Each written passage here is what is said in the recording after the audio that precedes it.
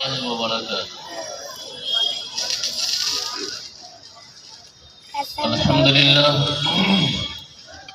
الحمد لله حمد الشاكرين وبه نستعين والصلاة والسلام على رسوله الكريم أما بعد فقد قال الله تعالى في القرآن المجيد فأعوذ بالله من الشيطان الرجيم بسم الله الرحمن الرحيم يا أيها الذين آمنوا اصبروا وصابروا ورابطوا واتقوا الله لعلكم تفلحون. قال حبيبنا صلى الله عليه وسلم العلم نور. وقال حبيبنا صلى الله عليه وسلم طلب العلم فريضة على كل مسلم. صدق الله العظيم وصدق رسوله النبي الكريم. اللهم صل على سيدنا ومولانا محمد النبي الأمي وآله وصحبه وبارك وسلم. برادران عالی قدر، حاضرین و ناظرین، دینیات ملت اسکول کے تحت کام کرنے والے حضرات اساتذہ اور اس کی انتظامیہ، رب کریم کا بے پناہ شکر اور احسان ہے کہ اس نے اپنی شان کریمی سے اس کلکتہ کے اس خطے کو نئی نسلوں کی مذہبی تعلیم و تربیت اور اس کی تعمیر و تشکیل کے لیے گارجینوں کی ایک جماعت اللہ نے آپ کو عطا کر دیا ہے. نئی نسلوں کی مذہبی تعلیم و تربیت اور اس کی تعمیر و تشکیل کے لیے اس پورے خطے کو اللہ تعالیٰ نے ایک اچھی ٹیم عطا کر دیا. اللہ اس ٹیم کی حفاظت فرمائے اور عہد بعہد مخلصین اس ٹیم کو عطا کر دے. آج کے اس اہم اور قیمتی پروگرام میں میرے خطاب کا موضوع ہوگا موجودہ حالات میں ہندوستانی مسلمانوں کے مسائل اور اس کا حل. ہم صرف مسائل ہی آپ تک نہیں پیش کریں گے بلکہ کوشش کریں گے ان بزرگوں کی دعاؤں اور مخلصانہ توجہ سے کہ اس کا حل بھی پیش کریں. سب سے پہلے ضروری یہ ہے کہ ہم لوگ اپنے اپنے مقاصد میں نیک نیت ہو جائیں. یہاں جو ہم اور آپ جمع ہیں زندگی کا بیش قیمت سرمایہ لے کر آئے ہیں اور میں سمجھتا ہوں کہ اس سے بڑا اور اس سے قیمتی سرمایہ اس آسمان کے نیچے اس زمین کے اوپر دوسرا کوئی نہیں ہے اور وہ ہے زندگی، جس کی قیمت ہم کو معلوم نہیں. سب چیز کا دام بھاؤ ہم پوچھتے ہیں اور ہم کو اور آپ کو معلوم بھی ہوتا ہے، لیکن یہ ہم اور آپ سانس جو لے رہے ہیں اور یہ زندگی جو ملی ہوئی ہے اس کی اہمیت اور اس کی قیمت اور اس کے اوقات کی اہمیت کا استحضار ہم کو اور آپ کو نہیں رہتا.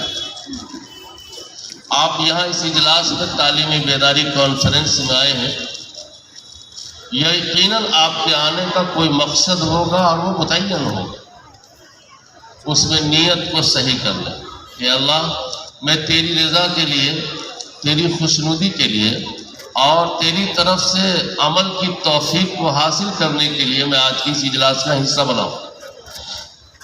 اگر آپ کی یہ نیت ہوئی اور اس جذبے کے ساتھ آپ نے سماعت کیا تو انشاءاللہ اللہ کی نصرت ہوگی، مدد ہوگی اور توفیق عمل ملے گی۔ نیتوں کا معاملہ دل کے ارادے سے ہے، وہ آپ کر لیں۔ میں پہلے بھی یہاں کی فکروں سے اور یہاں کے مسائل سے اور جہد مسلسل سے واقف ہوں۔ حضرت مولانا مفتی عبد المعید صاحب دامت برکاتہ العالیہ اور ان کی پوری ٹیم اس جہد مسلسل میں لگی ہوئی ہے۔ مولانا کو خود اللہ تعالیٰ نے زیرت اور باطنی فراست کی دولت سے بہرور کیا ہے۔ بظاہر گوشت پوشت بدن میں کم ہے، لیکن فکر کی قوت اور بصیرت اللہ نے عطا کی۔ اسی لیے ہندوستان کی معروف علمی اور بزرگ ترین شخصیت کی نگاہ ان کے روحانی ارتقاء اور بلندی پر پڑی تو انہوں نے اپنا مجاز بنا لیا۔ اب وہ حضرت مولانا اشتیاق احمد صاحب شیخ الحدیث جامع العلوم مظفر پور، جو ہمارے استاد بھی ہیں اور ہمارے پیر و مرشد بھی ہیں، انہوں نے حضرت کو خلافت اجازت سے بھی بہرور کیا ہے۔ یہ کوئی معمولی بات نہیں ہے، کسی عارف نے اپنی عارفانہ نگاہ سے پہلے جھانک لیا ہے، ان کے دل کا جائزہ لے لیا ہے، ایک سرے کر لیا ہے، اس کے بعد یہ مقام ان کو ملا ہے۔ پیری اور مریدی کی دنیا میں حضرت مولانا اشتیاق صاحب دامت برکاتہ کیا اتنا احتیاط ہے کہ ہم بتا نہیں سکتے۔ وہ جلدی کسی کو خلافت نہیں دیتے، بالکل نہیں دیتے، بہت احتیاط ہے جب تک کہ وہ اپنی کسوٹی پہ تول نہ دے۔ اس سے مجھے بھی پتہ چلتا ہے کہ مولانا کا باطن بھی بہت مضبوط، بہت روشن ہے۔ اسی روشنی سے وہ اس پورے خطے میں دینی، تعلیمی، تربیتی تحریک چلا رکھی۔ اللہ مزید فضل، اللہ تعالیٰ مزید ان کی ترقی عطا فرمایا، ان کی پوری ٹیم کے اس چھوٹے بڑے تمام مسائل کو شرف قبولیت بخشے۔ ہندوستان میں موجودہ دور میں مسلمانوں کے مسائل دو قسم کے ہیں۔ مجموعی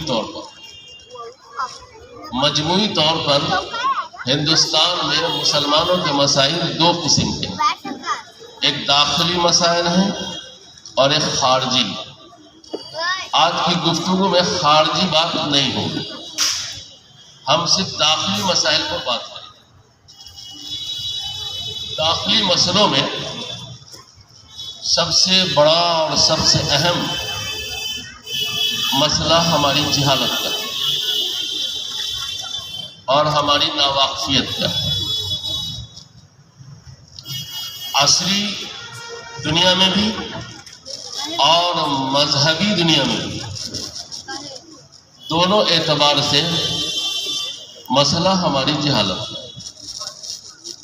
جہالت کی لگی ہوئی آگ کو جب تک ہندوستانی مسلمان نہیں بجھا لیں گے، اس وقت تک ان کا تشخص اور ان کا امتیاز اس وسیع و عریض ملک میں قائم نہیں ہو سکے گا، بحال نہیں ہو سکے گا۔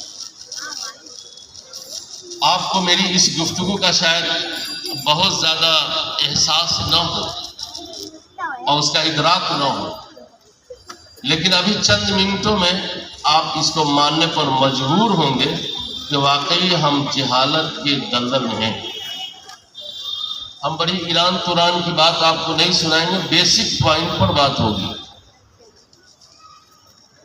ایمان کے لیے بنیادی چیز ہے کلمہ طیبہ، کلمہ شہادت، ایمان مجمل، ایمان مفصل۔ یہ ہر مسلمان کو یاد بھی رہنا چاہیے، جاننا بھی چاہیے اور ماننا بھی چاہیے، تب جا کر وہ مسلمان ہو، یعنی نفس ایمان والا ہو۔ نفس ایمان کے لیے یہ کلمات ضروری ہیں۔ ایک احتیاط کے ساتھ میں عرض کر رہا ہوں کہ ملک بھر میں تقریباً 40% ہمارے مسلمان ایسے ہیں جو ان بنیادی کلمات سے آج کی تاریخ میں ناواقف ہیں۔ وہ طبقاتی مسلمان ہیں۔ ہم ہاسپٹل میں تو جھانک کر دیکھتے ہیں کہ کون آدمی مجبور ہے، اس کی مدد کی جائے، لیکن ذرا منڈیوں میں جھانک کر کے دیکھیے، حمال کلی جس کو کہتے ہیں، جو بوجھ اٹھاتے ہیں، ان کا ایمان کہاں؟ مختلف برادریاں ہیں ہمارے ملک میں جن کے بغیر ہمارا کام نہیں چلتا۔ ہم برادریوں کا نام جان بوجھ کر نہیں لیتے ہیں، آپ خود سمجھیے۔ مختلف برادریاں ہیں جن کے بغیر ہمارے اور آپ کا کام نہیں چلتا ہے۔ کپڑا دھونے والے لوگ بھی ہیں، بال بنانے والے لوگ بھی ہیں، اس کے علاوہ بھی ہیں۔ آپ ان کے ارد گرد جا کر کے دیکھیں گے تو آپ کا اندازہ ہوگا یہ سب مسلمان ہیں۔ یہ عید بھی پڑھنے جاتے ہیں، بقرعید بھی پڑھنے جاتے ہیں، مسلمان کے قبرستان میں دفن بھی ہوتے ہیں۔ لیکن صحیح بات یہ ہے کہ ایمان کے کلمات سے بھی یہ نابلد اور ناواقف ہے۔ بات بظاہر تو لطیفے کی ہوگی اور تھوڑی مسکراہٹ بھی آپ کو آئے گی۔ ہمارے صوبہ بہار میں ایک جگہ ہے جہاں مذبح ہے، وہاں جانور ذبح کیا جاتا ہے۔ تو ایک حافظ صاحب نے پوچھا کہ چچا آپ کیا پڑھ کر کے ذبح کرتے ہیں؟ تو اس بڑے میاں نے کہا کہ آپ ہم سے سوال کرنے آئے ہیں، کل کے بچہ ہیں آپ، میری داڑھی سفید ہو گئی اور آپ آج ہم سے پوچھتے ہیں کیا پڑھ کر کے ذبح کرتے ہیں، کیا ہم کو یہ بات معلوم نہیں ہے؟ کہا کہ چچا میں وہی پوچھ رہا ہوں، آپ پڑھتے کیا؟ تو کہا کیا پڑھتے ہیں؟ ہم ان للہ پڑھ کر کے ذبح کر دیتے ہیں۔ کیا پڑھتے ہیں؟ ان للہ، اتنا للہ تو ہم لوگ پڑھتے ہیں، لیکن وہ ان للہ پڑھ کے ذبح کر دیتے ہیں۔ یہ کیا کرتے ہیں آپ؟ ان للہ پڑھتے ہیں۔ تو اس نے جواب دیا کہ ہمارے گھر میں کسی کے موت کی جب خبر آتی ہے تو عورت سب موبائل ہی پر پڑھتی رہتی ہے ان للہ، تو ہم اس کو مارتے ہی ہیں، اسی لیے ہم بھی ان للہ پڑھتے ہیں۔ بات یقیناً تھوڑی سی مسکراہٹ بھی ہے، آپ نے ہنس دیا، لیکن دوسرا پہلو سوچنے کا بھی ہے کہ وہ مسلمان ہے، وہ نسلاً بعد نسلین مسلمان ہے۔ بنیادی اور موٹے موٹے مسائل سے مختلف برادریاں ناواقف ہے، یہ ہے ہماری جہاد۔ آج میں نے خواتین کے مجمع میں ایک بات کہی ہے اور ملک بھر میں کہتا ہوں، اور پتہ نہیں آپ اس کے متحمل ہوں گے یا نہیں، متحمل ہونا چاہیے۔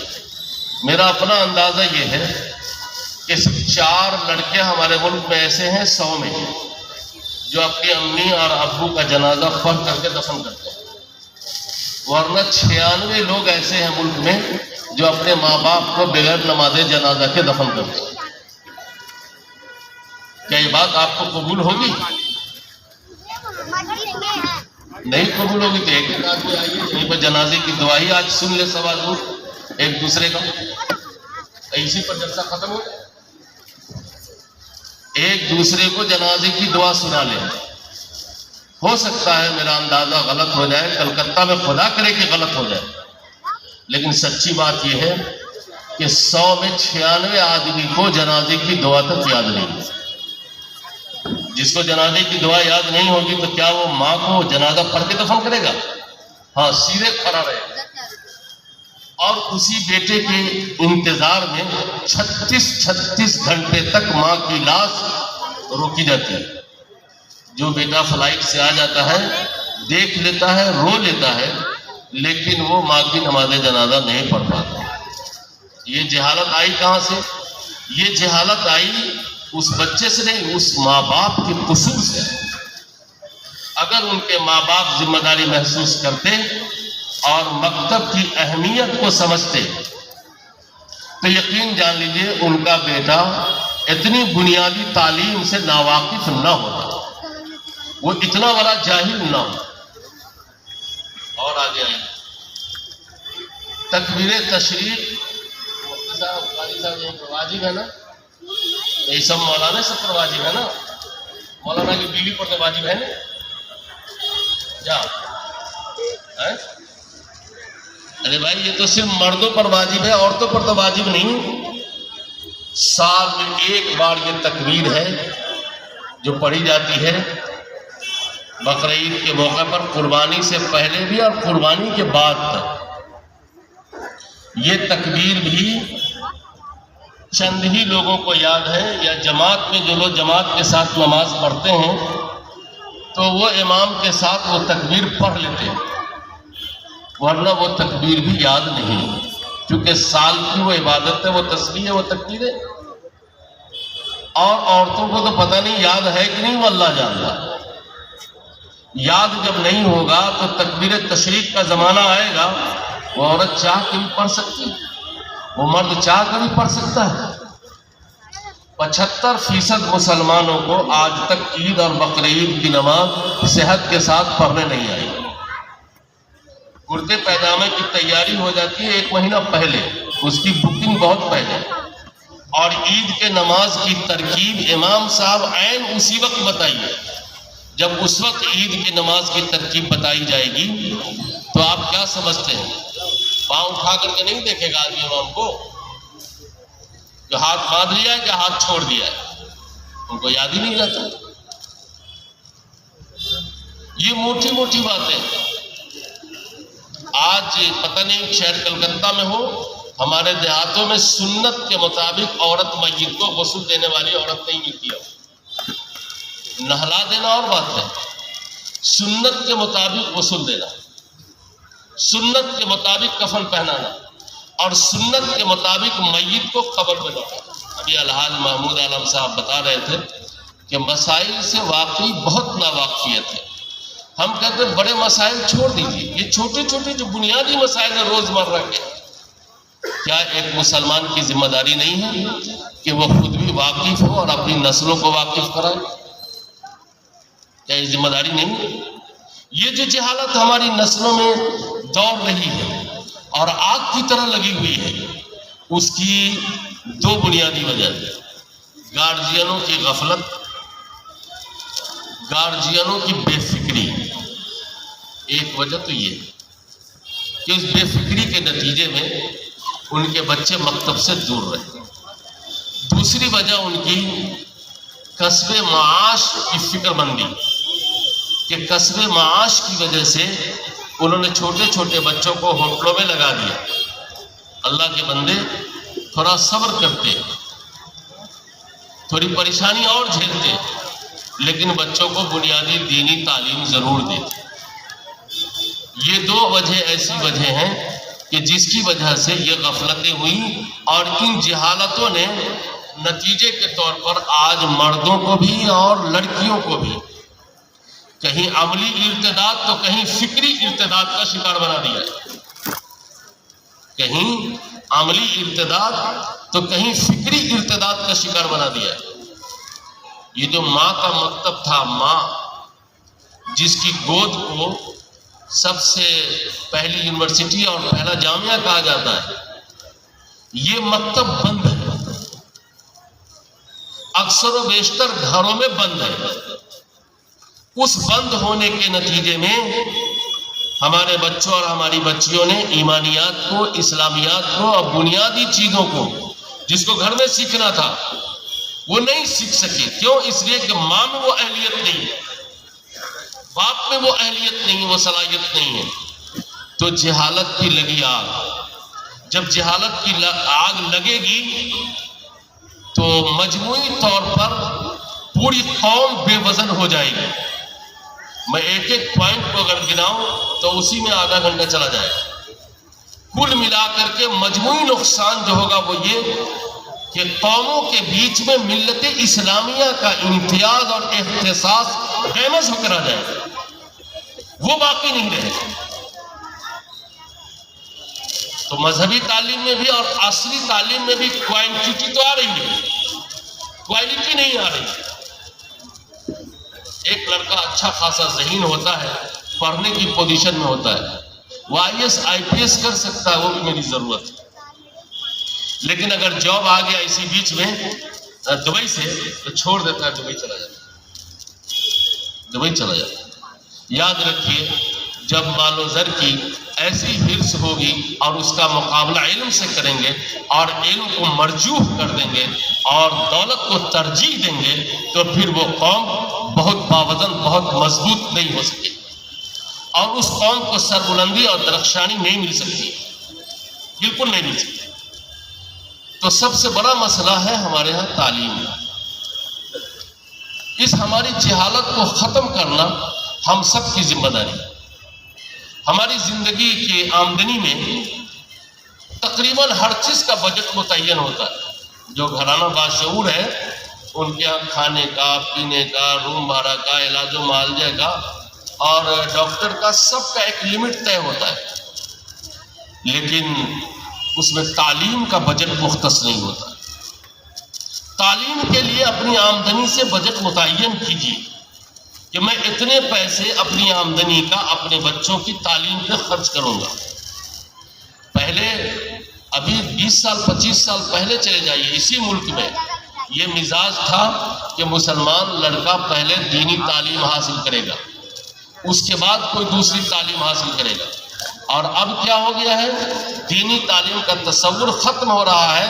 اب مرنے کے قریب قرآن شریف پڑھے گا۔ ظاہر ہے جب مرنے کے قریب آئے گا تو وہ کیا قرآن پڑھے گا؟ اگر ہم اپنی نسلوں کو چاہتے ہیں جہالت کی دلدل سے نکالنا تو اس کے لیے آپ کو تعلیم کے لیے آگے بڑھنا ہوگا۔ آپ خود سوچئے، غور کیجئے کہ نبی رحمت صلی اللہ علیہ وسلم کے عہد میں کیسی ظلمت تھی، کیسی تاریکی تھی، اور کیا سنگین احوال تھے، اس کی ایک لمبی فہرست ہے۔ لیکن اللہ تعالیٰ نے ان بیماریوں کے لیے الگ الگ آیت قرآنی کا انتخاب نہیں کیا۔ سب سے پہلے جس آیت کا انتخاب کیا وہ آیت ایجوکیشن، وہ تعلیم سے متعلق۔ جس قوم پر تعلیم کی آیت سب سے پہلی اتری ہو، سروے رپورٹ میں اس قوم کا علمی میدان میں کوئی مقام نہ ہو، کیا یہ افسوس کی بات نہیں؟ موجودہ سروے رپورٹ سے معلوم ہوتا ہے کہ اس دنیا میں یہودی سب سے زیادہ پڑھنے والی قوم ہے، دوسرے نمبر پر عیسائی ہے، اور تیسرے نمبر پر کیا بلکہ ہمارے اور آپ کا تو کوئی نمبر ہی نہیں۔ کیا یہ ہمارے لیے افسوس کی بات نہیں ہے کہ جس قوم پر اور جس قوم کے آخری پیغمبر پر سب سے پہلی آیت اترتی ہو تعلیم سے متعلق، اور وہی قوم تعلیم سے غافل ہو، بنیادی تعلیم سے غافل ہو؟ تعلیم کے میدان میں آنا ہوگا۔ آج کا جو دور ہے وہ دور لاٹھی پہنے، تیر تلوار بارود بندوق سے پہلے نظریات و افکار کی جنگ ہے، نظریات و افکار کی جنگ ہے، اور فکری جنگ کو ڈنڈوں سے نہیں جیتا جا سکتا ہے، وہ علم اور استدلال کی قوت سے جیتا جا سکتا ہے۔ اور جب تک فکری قوت علم کے بغیر نہیں بن سکتی، یہ میں نے بہت آگے کی بات کہہ دیا، ہم کو تو بیسک ہی میں رہنا ہے۔ میں یہ چاہتا ہوں کہ اس وقت جتنے لوگ یہاں موجود ہیں ایک پیغام لے کر جائیں کہ ہم اپنے گھر سے جہالت کو نکال لیں گے۔ جہالت ہماری نئی نسلوں میں نہیں رہے گی۔ اصلی تعلیم بھی ہمارے بچے پڑھیں گے، لیکن اس سے پہلے دین اسلام کو سیکھ لیں گے، اور جو دعائیں بچپن میں یاد ہو جائیں گی وہ بچپن میں بھولی نہیں جا سکتی۔ داخلی مسائل میں سب سے بڑا مسئلہ جہالت کا ہے، اور اس جہالت کا خاتمہ علم کے حصول کیے بغیر نہیں ہو سکتا۔ زندہ قومیں دنیا کو بیساکھی دیتی ہے، خود بیساکھی لیتی نہیں۔ اگر آپ زندہ قوم اور اس ملک میں زندگی کے ساتھ رہنا چاہتے ہیں تو تعلیم کے میدان میں خود کفیل ہونا ہوگا۔ خود کفیل ہونے کی فکر کیجیے۔ جو فرد اپنے گھر کو پھونک کر کے بچوں کو علم کی روشنی نہ دے، اس فرد سے، اس قوم سے، اس سماج سے، اس خاندان سے، اس فیملی سے کوئی بہت بڑی امید وابستہ نہیں کی جا سکتی، نہیں کی جا سکتی۔ اس لیے مذہبی دینی تعلیم کو مضبوطی کے ساتھ گلے لگائیں، مضبوطی کے ساتھ گلے لگائیں۔ قرآن کی جب یہ آیت پہلے اتری تو نبی رحمت صلی اللہ علیہ وسلم نے مکہ المکرمہ میں سب سے پہلے مکتب قائم کیا، اور 39 لڑکوں نے اس مکتب میں دار ارقم میں ایڈمیشن لیا۔ 40واں آدمی جس نے ایڈمیشن لیا ان کا نام سیدنا عمر فاروق ہوا بعد میں، اس وقت تو عمر ہی تھے. یہ مکتب میں ایڈمیشن لیے ہوئے آدمی ہیں سیدنا عمر فاروق. اور جب مدینہ منورہ تشریف لے گئے تو رسول اللہ صلی اللہ علیہ وسلم کے پاس اپنا گھر نہیں تھا. حضرت ابو ایوب انصاری رضی اللہ تعالیٰ عنہ کے ہاں مقیم ہوئے، اور حضرت ابو ایوب انصاری رضی اللہ تعالیٰ عنہ نبی رحمت صلی اللہ علیہ وسلم کے میزبان ہوئے. یہ طبہ شاہ والی بھی ایک روایت ہے کہ وہ علماء کے ساتھ گئے تھے، انہوں نے بتایا، مکان بنایا، کہا کہ یہ محمد صلی اللہ علیہ وسلم تشریف لائیں گے تو ان کو دے دیا جائے گا. تو نسلاً بعد نسلیں وہی مکان حضرت ابو ایوب انصاری رضی اللہ تعالیٰ عنہ کے حصے میں آیا، اور اسی مکان میں حضور صلی اللہ علیہ وسلم ٹھہرے. تو اس اعتبار سے علماء کہتے ہیں کہ یہ گھر بھی حضوری کا اصلاً تھا، لیکن باضابطہ گھر حضور پاک صلی اللہ علیہ وسلم کا وہ نہیں تھا. اگر وہ گھر ہوتا تو حضور اسی پر قابض ہوتے، دوسرے حجرے نہ بنائے جائے. اپنا گھر نہیں تھا. جب کوئی آدمی ہجرت کر کے کہیں جاتا ہے تو سب سے پہلے اپنے آشیانے کی فکر کرتا ہے، لیکن نبی رحمت نے سب سے پہلے خدا کے گھر کی فکر کی. اس میں بھی ایک پیغام ہے ہمارے لیے کہ جب مسلمانوں کی کہیں آبادی منتقل ہو رہی ہو تو ابتدائی مرحلے میں سب سے پہلے مسجد کی زمین لے لی جائے، چاہے بنے کبھی بھی. لیکن جب آبادی بڑھ جائے گی تو اس وقت زمین لینا بھی مشکل بن جائے گا. شروع میں زمین لے لی جائے. اس لیے کہ اللہ کے رسول جب مدینہ ہجرت کر کے گئے تو وہاں پر باغات تھے، اور اس وقت کے لوگوں کی کچھ قبریں وہاں پر تھی، اور سب سے پہلا کام مسجد نبوی کی تعمیر کا کیا. مسجد نبوی کی تعمیر کے بعد جو فارغ ہوئے تو اللہ کے رسول صلی اللہ علیہ وسلم نے مدرسۃ الصفہ قائم فرمایا، اور مدرسے کی سطح کو مسجد کی سطح سے اونچا رکھا. ہمارے یہاں کلکتے میں اگر کوئی آدمی مسجد بنائے اور مدرسے کو اونچا کر کے دکھلا دے ذرا، اگر مسجد سے مدرسہ اونچا ہو گیا تو پھر خیریت نہیں ہے، ان کی خیریت نہیں ہے پھر. لیکن سوچو تو صحیح، کتنے لوگ حج میں گئے ہوں گے، عمرہ میں گئے ہوں گے، کیا آپ نے نہیں دیکھا ہے کہ مسجد نبوی نیچی ہے اور مدرسہ اونچا ہے؟ اللہ کے رسول کا یہ عمل کیا یوں ہی ہے؟ نہیں، اس کا ایک پیغام ہے. پیغام یہ ہے کہ مسلمانوں کی آبادی میں جب تک مدرسہ، مکتب کا نظام، تعلیم کا نظام بلند رہے گا، اونچا رہے گا، یہ امت اونچی رہے گی، یہ امت بلند رہے گی. اور پھر اس اونچائی سے جو ٹیم تیار ہوگی، نکلے گی تو وہ مسجد میں آئے گی، یعنی مسجد آباد ہوگی. یہ پیغام ہے اس کا. پورے ہندوستان میں مکاتب اور مدارس کے نظام کو مضبوط کرنا، در حقیقت اپنے آپ کو مضبوط کرنا ہے، اپنی نسلوں کو مضبوط کرنا ہے. آپ کے پورے ملک میں آپ کو مدارس نے کیا دیا معلوم ہے؟ مدارس نے بھیک مانگ مانگ کر کے اس ملک کو دوسرا اسپین بننے سے بچا لیا. اسپین بننے سے بچا لیا. یہ کام ہے. ہر ادارے کا اپنا ایک موضوع ہوتا ہے، اس موضوع سے وہ ادارہ کام کرتا ہے. انجینئرنگ کالج الگ ہے، میڈیکل کالج الگ ہے. جہاں میڈیکل ہے وہاں انجینئرنگ کی تعلیم نہیں ہوتی، جہاں انجینئرنگ کالج ہے وہاں میڈیکل کی تعلیم نہیں ہوتی. تو مدرسہ اور مکتب کا بھی ایک موضوع متعین ہے کہ ہم دین کی تعلیم دیں گے، مذہب کی تعلیم دیں گے، اسلام کی تعلیم دیں گے، اور اس کا ایک خوبصورت سلیبس ہے. پورے مدارس دارالعلوم دیوبند سے لے کر کے یہ ملت اسکول تک جتنے بھی مدارس مکاتب ہیں مذہبی، تمام کا سلیبس بہت عجیب و غریب ہے. اس کا سلیبس ہے کسی بوڑھے کو تکلیف نہیں دیں گے، مدرسے میں پڑھایا جاتا ہے کسی بچوں پر ظلم نہیں کریں گے. مدرسے میں پڑھایا جاتا ہے کسی کی بیٹی کو اپنی بیٹی سمجھیں گے، غیر کی بیٹی سمجھ کر اس پر حملہ نہیں کریں گے، بلکہ اس پر نگاہ بھی نہیں ڈالیں گے. مدرسے کا سلیبس ہے، نصاب ہے، پڑھایا جاتا ہے. سرکاری پراپرٹی کو نقصان نہیں پہنچائیں گے. مدرسے کا سلیبس ہے بغیر ٹکٹ کے سفر نہیں کریں گے. مدرسے کا سلیبس ہے شراب نہیں پئیں گے، سود نہیں لیں گے، جوا نہیں کھیلیں گے. مدرسے کا سلیبس ہے کہ سڑک کو گندا نہیں کریں گے، صاف ستھرا رکھیں گے، ناجائز پراپرٹی کسی کا نہیں لیں گے، حکومت کی پراپرٹی کو اور ملک کی پراپرٹی کو نقصان نہیں پہنچائیں گے، شارع عام کو دشواری میں نہیں ڈالیں گے. مدرسہ پڑھاتا ہے کہ راستے پر اپنی موٹر سائیکل اور اپنی گاڑی کو ہم ٹھیک سے کھڑی کریں گے، ٹریفک سسٹم کو دیکھ کر کھڑی کریں گے. یہی تو مدرسے کا نصاب ہے. آپ مجھے بتائیے کہ یہ تعلیم ہندوستان کے کس کالج میں ہو رہی ہے، کس یونیورسٹی میں ہو رہی ہے؟ آپ نے کبھی سنا کہ مدرسے کے طلبہ نے ریل کا انجن جلا دیا ہو، ٹرین کی بوگی پھونک دیا ہو، الیکٹرک کو بالکل کاٹ کر کے رکھ دیا ہو، ٹرانسفارمر میں آگ لگا دیا ہو؟ نہیں. کیوں نہیں ایسا کیا؟ ایسا نہیں ہے کہ مدرسے کے طلبہ میں جرت نہیں ہے. مدرسے کے طلبہ میں تو وہ جرت ہے کہ افغانستان کو افغانستان بنا دیا.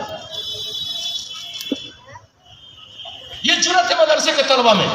لیکن اس کے باوجود ہندوستان کی آزادی سے لے کر دارالعلوم کے قیام سے لے کر کے آج تک کوئی آدمی مجھ کو بتائے کہ مدرسے کے طلبہ نے اس طرح کی حرکتیں کی نہیں کی. کیوں؟ اس لیے کہ اس کا سلیبس اس کا سلیبس ہے. ہندو بھائیوں کو برا بھلا نہ کہو، ان کے مذہبی رہنماؤں کو برا بھلا نہ کہو، ان کے بتوں کو برا بھلا نہ کہو، ان کے مندر کی طرف پھر کر کے پان کا پک بھی مت پھینکو. یہ سارا مدرسے کا سلیبس ہے. مدرسے میں یہ پڑھایا جاتا ہے.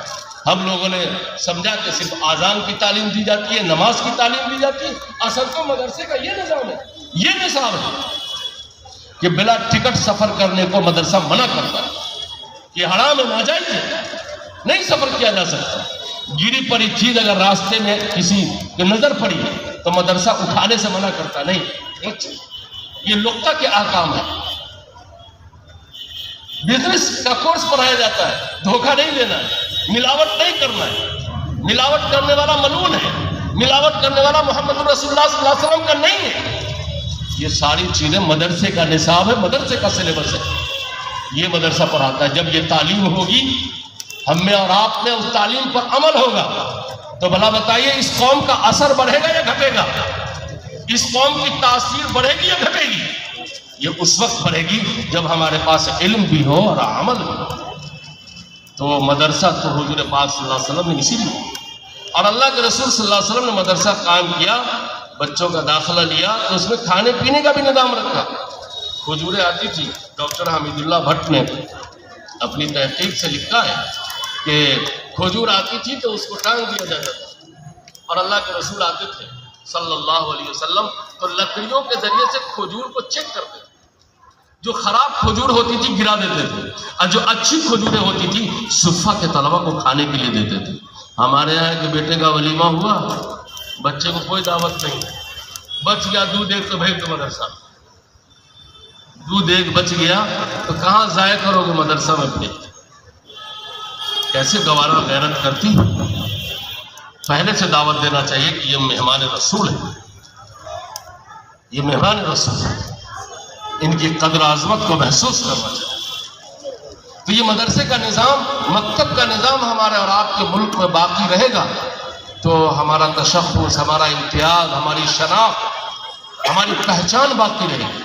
اس کی اہمیت آج ہم کو اور آپ کو نہیں ہے، لیکن خود اس ملک میں جو ایک قوت ہے جو نظریاتی اور فکری اعتبار سے ہم سے اور آپ سے عناد رکھتی ہے، دشمنی پر کمر بستہ ہے، اس کو آپ کے مدرسے اور مکتب کی قیمت معلوم ہے کہ ان مدرسوں میں، ان مکتبوں میں کیا ہوتا ہے. ہم جو کرتے ہیں وہ نہیں کرتے ہیں، اس لیے ان کو پیٹ میں مرور ہو رہا ہے کہ ہم تو کچھ اور سکھا رہے ہیں، لاٹھی ڈنڈا مارو پیٹو فلاں، اور یہ سکھا رہے ہیں پیار، محبت، الفت، یگانگت، خدمت، مدد، نصرت. تو ظاہر ہے ان کا تو مقابلہ، ان سے مقابلہ ہی نہیں ہو سکے. تو ملک میں اسی کا امتیاز باقی رہے گا. اسی لیے اس درسگاہ کے پیچھے ہاتھ دھو کے نہیں، غسل کر کے پڑے ہوئے، غسل کر کے پڑے ہوئے. ہمارے اور آپ کی ذمہ داری بنتی ہے کہ ان تعلیم گاہوں، اداروں کی قدر کریں، اپنے گھر میں جہالت کی لگی ہوئی آگ کو بجھائے ختم کریں، اور جہالت کی لگی ہوئی آگ علم سے بجھائیں، اور اپنی نئی نسلوں کو بیسک اور بنیادی تعلیم سے جوڑیں. دوسرا اہم اور بنیادی مسئلہ جو ہمارا داخلی ہے وہ ہے آپس میں ایک دوسرے کو برداشت کرو. برداشت کرو. یہ مسلمان بہت بہادر ہے، لیکن اپنے بھائی کے خلاف، اپنی بیوی کے خلاف، اپنے بہنوئی کے خلاف، اپنے چچا کے خلاف، اپنے پڑوسی کے خلاف. یہی مسلمان جب ایئرپورٹ پہ جاتا ہے اور پلیٹ فارم پر جاتا ہے تو معلوم ہوتا ہے ساتھ خاندان مر گیا، ایسا یتیم کی طرح کھڑا رہتا ہے. اور محلے میں آتا ہے تو کہتا ہے لاؤ ہم اس سے پھڑچھا لیں گے. میرے بھائیوں، آپس میں تحمل اور برداشت کی صلاحیت پیدا کیجیے. تحمل، برداشت. اپنے لوگوں کو انگیج کیجیے. اپنے لوگوں پر کے حالات پر صبر کریں گے تو محبت قائم رہے گی، الفت قائم رہے گی، مضبوطیاں پیدا ہوں اور اس سے اتحادی قوت جمع ہوگی. ہم اور آپ مضبوط رہیں گے. لیکن اگر ہم ہاتھ کھینچنے کے بجائے ٹانگ کھینچنے کا مزاج بنا لیں گے تو یاد رکھیے ایک کھڑا آدمی منہ کے بل گر جائے گا، لیکن ہاتھ کھینچنے والے جب بنیں گے تو ایک پڑا ہوا آدمی کھڑا ہو جائے گا. اپنی سوچ، اپنی فکر، اپنا مزاج یہ بنائیے کہ اگر کسی نے محلے میں پان کی دکان کھول دیا ہے، آپ جا کے شکریہ ادا کیجیے، بابو اللہ تم کو روزی دے، اللہ تم کو خوش رکھے. تم نے دکان نہیں کھولا بلکہ تم نے اپنا منہ کھولا. میرا اپنا ذاتی عمل یہ ہے کہ میں چھوٹی چھوٹی دکانوں سے اور ٹھیلے والوں سے میں سامان خریدتا ہوں. کیوں؟ اس لیے خریدتا ہوں کہ یہ لوگ سڑک پر نکلے ہیں اس لیے کہ گھر میں روٹی پک جائے گی، بچے کھا لیں گے، بیوی کھا لے گی، عید ہو جائے گی، بقرعید ہو جائے گی. مال میں نہیں جاتا ہوں کہ یہ تو دولت پہ دولت جمع کرنے کے لیے آئے ہوئے. ان کے یہاں مسئلہ بچوں کی پرورش کا نہیں ہے، لیکن ٹھیلے والوں کا حال یہ ہے کہ ان کے یہاں بچوں کی پرورش کا مسئلہ ہے، ان کی تعلیم اور تربیت کا مسئلہ ہے. تو اگر کوئی دکان لگاتا ہے تو بجائے ناراض ہونے کے اس کو مبارکبادی دیجیے، اس کو خوش اور یہ کہیے کہ آپ نے قریب میں دکان کھول لیا ہے، میں بلڈنگ سے آؤں گا اور فوراً لے لوں گا. یہ دکان نہیں تھی. اگر کوئی آدمی مدرسہ کھول رہا ہے تو اس سلسلے میں بھی چپکرش اور دوری پیدا کرنے کی ضرورت نہیں. ان کو بھی ان کی بھی رہنمائی کیجیے کہ بابو کام کا بہت کرنا ہے، ہم سارا کام نہیں کر سکتے. آپ ماشاءاللہ آگے بڑھے ہیں تو ہم آپ کو اپنا ہی آدمی سمجھتے ہیں. آپ کام صحیح سمت میں، صحیح خطوط میں کیجیے، تب جا کر کے کام آگے بڑھے گا. لیکن اگر ٹانگ کھینچنے کا مزاج رکھیں گے جیسا کہ ابھی ہے، ہمارے لوگ منہ کے بل گر جائیں گے. ایکسپٹ کیجیے، مانیے. حالات آئے تو صبر کیجیے، برداشت کیجیے. اللہ تعالیٰ نے قرآن کی اس آیت میں ایمان والوں سے مطالبہ کیا، اے ایمان والوں اس لیے صبر کرو، وصابروا، صبر کی تلقین کرو، ورابطوا، اور جب حالات آئیں تو جم جاؤ، ڈٹے رہو، بھاگو نہیں. واتقوا اللہ لعلکم تفلحون، اور اللہ سے ڈرتے رہو. اللہ سے ڈرو گے تو یقیناً تم ہی فلاح پاؤ گے، تم ہی کامیاب ہو. تو حالات چاہے جیسے بھی ہو، گھر کے ہو کہ محلے کو ہو، صبر کا مزاج بنائیے، صبر کا مزاج بنائیے، صبر کا مزاج بنائیے. اپنوں میں برداشت کی صلاحیت پیدا کیجیے. برداشت ہم ہر جگہ صبر کر کے چلے آتے ہیں، اپنے گھر میں برداشت نہیں کرتے، جس کی وجہ سے گھر آج چکنا چور ہے. صورتحال یہ ہے کہ مکان کی دیوار بھی اچھی ہے، ٹائلز بھی خوبصورت لگے ہوئے ہیں اور اس میں کھڑکیاں بھی بڑی اچھی لگی ہیں، دروازے بھی ڈیزائن کے، صوفے بھی بہت اچھے ہیں، لیکن بہت اندر جا کر کے جھانک کر دیکھیے گا تو معلوم ہوگا کہ دل زخمی، کسی کا دل کسی سے ملا ہوا نہیں. اور جو فیملی، جو خاندان آپس میں مل کے نہیں رہتی ہے، اس کا وبال موت سے پہلے دو ہے، دنیا ہی مل جائے گا. نمبر 1 عمر میں برکت نہیں ہوگی، نمبر 2 روزی میں برکت نہیں ہوگی. یہ روزی بھی کم ہو جائے گی، چھن جائے گی، اور عمر بھی چھن جائے گی. یہ بڑا سائیڈ ایفیکٹ ہے آپسی اختلافات، آپس کی رنجشوں کا یہ سائیڈ ایفیکٹ ہے. اس لیے آپس میں برداشت کر کے رکھیں، یہ بھی ہمارا داخلی مسئلہ ہے. نمبر 3 اس ملک میں ہمارے لیے جان کے تحفظ کا مسئلہ بھی بڑا اہم مسئلہ ہے نا. موب لنچنگ کا سلسلہ جاری ہے. یاد رکھیں موب لنچنگ یہ کوئی نئی اسکیم دشمنوں کی نہیں ہے.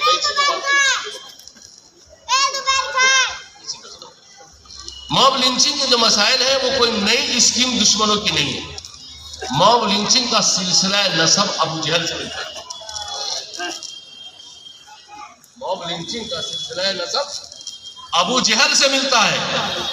حضرت نبی رحمت صلی اللہ علیہ وسلم کی جب قتل کا منصوبہ دار الندوہ میں بنایا گیا تو آپ کیا سمجھتے ہو؟ ایک آدمی تھا، پورے قبیلے کے لوگ تھے، 10-20 کر کے تھے، اور سب نے مل کر کے نبی رحمت صلی اللہ علیہ وسلم کو نعوذ باللہ قتل کا منصوبہ بنایا، اور عملی طور پر وہ پہنچ بھی گئے بعد میں، لیکن اس پورے واقعے کو مجھے اس وقت نہیں بیان کرنا۔ موب لنچنگ کا سلسلہ نسب ابو جہل تک پہنچتا ہے میری معلومات کے مطابق، ممکن ہے اس سے آگے بھی پیغمبروں کے ساتھ دشمنوں نے کیا، لیکن اجتماعی طور پر جو مرڈر اور قتل کی پلاننگ کی گئی، منصوبہ بنایا گیا، وہ ہمارے آقا حضرت محمد رسول اللہ صلی اللہ علیہ وسلم کی قتل کا منصوبہ بنایا گیا۔ ظاہر ہے ہمارا آپ آقا صلی اللہ علیہ وسلم کی امت ہے، اور یہ جو لوگ ہیں وہ اسی سلسلہ نسب کے، ابو جہل کے سلسلہ نسب کے، یہ موب لنچنگ کرتے ہیں۔ کرتے کیا ہے بلکہ کرواتے ہیں۔ اب ایک آدمی کے ساتھ 10-20 آدمی مل کر کے کسی جان کو مار دیں تو یہ کوئی بہادری کی بات نہیں، یہ شیطنت ہے، یہ بدماشی ہے۔ جان کا تحفظ ایک بڑا مسئلہ ہے، بہت اہم مسئلہ ہے، بلکہ جان کے تحفظ کو تو وقتی ایمان پر بھی نبی صلی اللہ علیہ وسلم نے ترجیح دیا۔ اس جملے کو یاد ہے، وقتی ایمان پر۔ خود حضرت عمار بن یاسر نبی رحمت صلی اللہ علیہ وسلم کے پاس تشریف لائے اور اشک بار آئے۔ کیا ہوا؟ کیوں رو رہے؟ کہ یا رسول اللہ، اس سے بہت بڑی غلطی۔ کیا غلطی ہوگا کہ تم اس قدر اشک بار ہو؟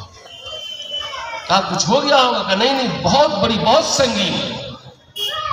کہا مجھ سے لوگوں نے آپ کی شان میں گستاخانہ کلمات کہلوا دیے اور ایمان سے بھی نکلوا دیے۔ کہا کس نے؟ کہا دشمنوں نے۔ تو نبی رحمت صلی اللہ علیہ وسلم نے فرمایا کہ اس وقت تمہارے دل کا حال کیا ہے؟ الحمدللہ میرا دل مطمئن ہے۔ حضور نے فرمایا الحمدللہ تم ایمان والے۔ اور آگے فرمایا کہ ایسے حالات اگر پیدا بعد میں بھی ہو جائے تو تم اسی طرح سے اپنی جان بچا لینا، تم اسی طرح سے جان بچا لینا۔ وقتی طور پر پریشر میں، دباؤ میں اور ظلم و ستم کی بنیاد پر اگر آپ کا دشمن آپ سے کفریہ کلمات اگر نکالے اور آپ کا دل اپنے ایمان پر مطمئن ہو تو آپ ایمان سے نہیں نکل سکتے۔ شریعت اسلامیہ نے جان کی حفاظت کے لیے کس قدر فکر مندی دی ہے۔ ہمارے اور آپ کی ذمہ داری ہے کہ ملک کا موسم، ملک کے احوال اچھے نہ ہو تو ہم تنہا سفر کرنے سے گریز کریں، کوشش کریں کہ ساتھیوں کے ساتھ جائیں، پلاننگ بنائیں۔ اچانک کبھی کوئی بات ہو تو الگ بات ہے، لیکن عمومی حالات میں سفر تنہا نہ کریں، بلکہ شریعت کا مزاج بھی ہے کہ سفر کرنے والا آدمی تنہا نہ جائے، مزاج بھی شریعت کا ہی ہے۔ لیکن جان کی حفاظت کے لیے بہت فکر کی ضرورت ہے۔ اسی لیے بعض موقع پر شریعت اسلام نے حرام چیز کو بھی کھانے کی اجازت دے دی، لیکن یہ بات نارمل حالات کے لیے نہیں ہے۔ خاص حالات اگر ہو جائیں تو حرام چیز کو بھی کھانے کی اجازت دے دی ہے اور جان بچانے کا حکم دیا۔ اس قدر اسلام کی نگاہ میں جان کا تحفظ ہے، اس لیے کہ یہ جو ہماری باڈی ہے، اس باڈی کے ہم اور آپ مالک نہیں ہیں، ہم اور آپ امین ہیں۔ اگر مالک ہوتے تو ہم حالات سے جوجھ کر کے خودکشی کر لیتے ہیں، جنت میں چلے جاتے۔ کیا ضرورت تھی مدرسہ کا ٹینشن سنبھالنے کی، اور کیا ضرورت تھی اتنا ٹینشن لینے کی؟ لیکن ہم اور آپ خودکشی نہیں کر سکتے، اس لیے کہ خودکشی کرنا اللہ کی امانت میں خیانت کرنا۔ اس سے بدترین انسان کون ہوگا جو اللہ کی پراپرٹی میں خیانت کرے؟ اور یہ پوری باڈی اللہ کی دی ہوئی اہم پراپرٹی، لہذا حالات چاہے جتنے سنگین ہو جائے ہم خودکشی تو نہیں کر سکتے، نہیں کرنا چاہیے۔ لیکن اس کے علاوہ ہمارے مسلم معاشرے میں بھی نوجوان لڑکوں میں، نوجوان لڑکیوں میں خودکشی کے احوال بڑھتے جا رہے ہیں۔ یہ معمولی بات پر شادی نہیں ہوئی، اب فلاں لڑکی سے خودکشی کر لیا، نمبر کم آیا خودکشی کر لیا، فیل ہو گیا خودکشی کر لیا۔ ارے فیل ہو گیا خودکشی کر لیا، اس سے زیادہ تو تم نے اب ظلم کیا ہے۔ وہاں تو نمبر کی کمی کا مسئلہ تھا، یہاں تو تم نے جان تک گنوا دیا۔ اس کی اجازت نہیں ہے، اس کی اجازت نہیں ہے۔ کیوں؟ اس لیے کہ اس پوری پراپرٹی کے ہم امین ہیں، مالک نہیں ہیں۔ اگر مالک ہوتے تو کچھ کر لیتے۔ اسی لیے ہر وہ چیز جو جسم و جان کو نقصان پہنچانے والی ہو، شریعت نے منع کی۔ آخر کیا بات ہے کہ پانی کو دیکھ کر پینے کا حکم دیا گیا، بیٹھ کر پینے کا حکم دیا گیا؟ آج کے سائنسداں کہتے ہیں کہ جو آدمی کھڑا ہو کر پانی پیتا ہے صرف ایک کڈنی میں پانی جاتا ہے، دونوں کڈنی میں پانی نہیں جاتا۔ یہ آج کا سائنسداں کہتا ہے۔ میرے آقا صلی اللہ علیہ وسلم نے 1450 سال پہلے بتا دیا بیٹھ کے پانی پیو، کھڑے ہو کر پانی مت پیو۔ کیونکہ آقا صلی اللہ علیہ وسلم تو سائنس بتانے نہیں آئے تھے، وہ تو شریعت بتانے آئے تھے، لیکن اسی شریعت میں ان کی سائنس چھپی ہوئی تھی، تو انہوں نے اسی پر ریسرچ کیا تو رزلٹ آیا کہ کھڑے ہو کر پانی پینے سے ایک کڈنی میں پانی جاتا ہے، دوسرے کڈنی میں پانی نہیں جاتا۔ تو یہ جھانک کر، تاک کر، بیٹھ کر یہ پینے کا کیا مسئلہ؟ سر ڈھانک کر، آج سر ڈھانک کر کھانے پینے کا رواج بھی ختم ہوتا جا رہا ہے، لیکن 5 اسٹار ہوٹل میں چلے جائیے تو ایک بھی اسٹاف آپ کو ننگا سر نہیں ملے گا۔ اس کو معلوم ہے کیا کھاتے ہیں، آپ تو جاتے رہتے ہیں حاجی صاحب، آپ بھی بڑی بڑی ہوٹلوں میں جاتے رہتے ہیں، کوئی ننگا سر والا ملتا ہے؟ ایسی کھری ٹوپی، اللہ، ویسی کھری ٹوپی تو ہمارے دوسرے لوگ بھی نہیں پہنتے، اتنی کھری ٹوپی پہنے رہتا ہے۔ اس کو معلوم ہے کہ بال بہت لطیف ہے، اگر ایک بال بھی کہیں چلا گیا اور وہ کسی اس مسافر کے لقمہ کا حصہ بن گیا تو وہ بہت مضر ہوگا، بہت مضر ہوگا۔ بھلا بتائیے، اس حادثے سے بچانے کے لیے سرکار دو عالم صلی اللہ علیہ وسلم نے 1450 سال پہلے اپنی امت کو آگاہ کہ سر ڈھانک کر کھایا جائے۔ حادثہ کسی وقت کسی دن بھی ہو سکتا ہے، سنبھل کر آنا تو ہر دن ہے، ہر دن سنبھل کر آنا۔ تو جان کی بڑی اہمیت ہے، جسم کی بڑی اہمیت ہے۔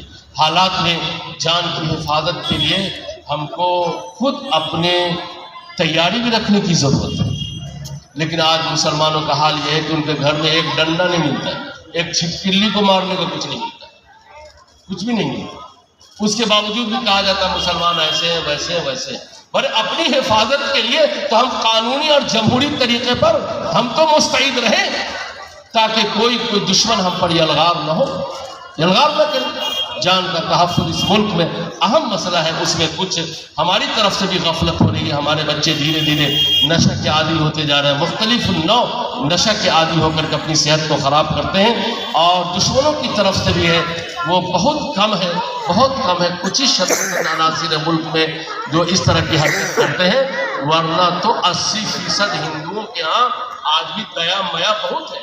اتنا دیا میا ہے ہندوؤں کے ہاں کہ وہ مرغی اپنے سے ذبح نہیں کرتا، مرغی آپ ہی کی دکان سے خریدے، اس کو ایسے کرنے میں نانی مرتی، آپ نے سب تو ہر دن تیار رہتا ہے، اتنا دیا میا۔ ان کے 80% لوگ اب بھی الحمدللہ اچھے ہیں۔ یہ 20% ہیں جن کو بکھلا دیا گیا ہے، جن کو ٹیلنٹ کیا گیا ہے، یا جن کو غلط راہ چلایا جا رہا ہے۔ یہ ملک کے لیے، ملک کے امن و سلامتی کے لیے، ملک کی جمہوریت کی بقا کے لیے خطرہ ہے۔ جب ملک بدامنی کا شکار ہوگا تو ملک ترقی کی راہ پر کبھی نہیں جا سکے، کبھی نہیں جا سکے۔ امن نیچرلی چیز ہے، اب بدامنی غیر فطری چیز ہے، اور جب غیر فطری چیز کو لانچ کرے کوئی، چاہے جس قوت کے ساتھ لانچ کرے، اس کی عمر زیادہ نہیں ہوتی۔ حالات کی عمر ہمیشہ کم رہی ہے، حالات کی عمر ہمیشہ کم رہی ہے، زیادہ نہیں رہی ہے۔ اس لیے ان حالاتوں سے گھبرائیں نہیں، حوصلہ بلند رکھیں، ہمت سے رہیں، جمعیت سے رہیں، جماعت سے رہیں، اتفاق سے رہیں، اتحاد سے رہیں، آپس میں جوڑ پیدا کر کے رہیں، اور اپنے جسم و جان کے تحفظ کی ہر ممکن کوشش کریں کہ ہمارے جسم کو، ہمارے جان کو خدا نخواستہ ہماری بے توجہی، ہماری بے عملی سے نقصان نہ پہنچے، اس لیے کہ یہ بہت بڑی امانت ہے۔ میں نے آپ کے سامنے حدیث پڑھی تھی، نبی رحمت صلی اللہ علیہ وسلم نے ارشاد فرمایا کہ علم کا حاصل کرنا فرض ہے۔ یہ ایک ایسا فریضہ ہے کہ جو چھوڑ دے گا پوری زندگی سینکڑوں فرائض سے غافل رہے گا، سینکڑوں فرائض سے غافل رہے گا۔ اس لیے کہ علم کا حاصل کرنا سنت، واجب، جائز ناجائز کی بات نہیں ہے۔ نبی رحمت نے اس پر سیریس دفعہ لگایا ہے کہ یہ فرض ہے، اور اس فرض سے غافل ہونا دوسرے تمام فرائض سے غافل ہونا لازم آ جائے گا۔ اس لیے خدا کے واسطے اس فریضے سے نہ ہم غافل ہو، نہ اپنی نسلوں کو غافل بنائیں. اب ڈاکٹر بنائیے، انجینئر بنائیے، لائر بنائیے، وکیل بنائیے، سب ہماری ضرورت ہے، لیکن بیسک بنیادی تعلیم سے اپنی نسلوں کو جوڑیے. اس لیے رسول اللہ صلی اللہ علیہ وسلم نے اس کو فرض کیا ہے، اس لیے کہ علم دین کا جو فریضہ ہے وہ محدود ہے. ندوی ہونا، ہاشمی ہونا، قاسمی ہونا، مظاہری ہونا، یہ فرض نہیں ہے. علم دین جو فرض ہے وہ محدود ہے. آیات یاد ہو، سورت یاد ہو، قرآن کریم کو صحت کے ساتھ پڑھنا آ جائے، دعائے معصورہ یاد ہو، فرائض، واجبات، شرائط، یہ سب چیزیں یاد ہو، یہ بنیادی چیزیں ہیں. ان چیزوں سے ہر شخص کا واقف ہونا ضروری ہے، ورنہ تو توفیق ان کو ملے گی عمل کی، علم نہیں ہوگا تو وہ عمل نہیں کر سکتے، نہیں کر پائے. پھر ایک حدیث میں نے آپ کے سامنے پڑھی جس میں نبی رحمت صلی اللہ علیہ وسلم نے ارشاد فرمایا کہ علم روشنی ہے. علم کے بغیر ہمارے گھروں میں، ہماری زندگی میں چاندنا نہیں آئے گا، روشنی نہیں آئے گی. اس لیے علم کے حصول کی طرف اپنے بچوں کو متوجہ فرمائیے اور اپنی گاڑی کمائی کا حصہ اس میں لگائیے. کرتے کے لیے، پیجامے کے لیے، عید بقرعید کے لیے، خوراک کے لیے، سب میں ہم خود کفیل ہیں نا. کسی ادارے کی تلاش ہے کہ کوئی ایسا ادارہ کلکتے میں قائم ہو جائے جو ہمارے بچوں کو کپڑا سلا کے دے دے. صرف ایک علم اور علم دین کا مسئلہ ایسا ہے کہ اس سلسلے میں ہم بہت کوتاہ واقع ہو رہے ہیں، اپنی آمدنی میں اس کا بجٹ مختص نہیں کر رہے ہیں. یہ ہمارا تینوں مسئلہ بنیادی مسئلہ ہے اور یہ داخلی مسئلہ ہے. مسائل اور بھی ہیں لیکن وقت کا دامن تنگ ہے. یہ تین مسائل جو میں نے آپ کے سامنے عرض کیا ہے، ان کو سیریس طور پر لیجئے اور لے کر کے اس پر عمل کرنے کی کوشش کیجئے. نمبر 1، جہالت کی لگی آگ کو بجھانا ہے، علم کی شمع روشن کرنا ہے. نمبر 2، جان کی حفاظت ہم کو کرنا ہے، یہ بہت بنیادی چیز ہے، اس کے لیے فکر مند رہنا ہے. خودکشی سے بچنا ہے، اپنی نسلوں کو بچانا ہے. نمبر 3، ٹانگ کھینچنے کا مزاج چھوڑ دیجیے، ہاتھ کھینچنے کا مزاج بنائیے. اپنے آپس میں، خاندان میں، فیملی میں سنبھل کے برداشت کر کے جینا سیکھیے. ہمارے آپ کے یہاں ڈرائیور ہے، ڈرائیور کو لوگ سمجھتے ہیں کہ یہ بہت اچھے لوگ نہیں ہوتے، لیکن ہم تو ڈرائیوری سے سبق حاصل کیا.